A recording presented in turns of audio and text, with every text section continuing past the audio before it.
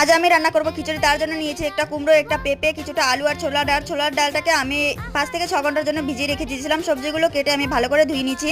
তারপর কড়াইতে দিয়ে দিলাম গোটে ধনে আর জিরে, এগুলো ভেজে নামিয়ে নেব।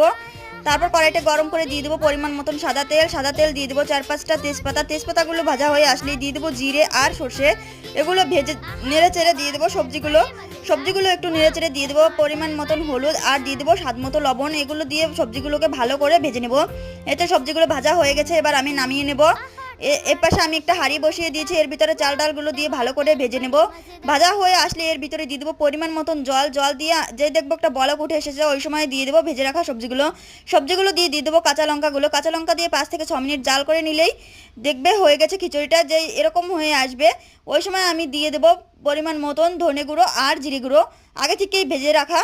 তারপর পরিবেশন করলেই হয়ে যাবে আজকের আমাদের পাতলা খিচুড়ি। আজ তাহলে আসি বন্ধুরা, দেখা হচ্ছে।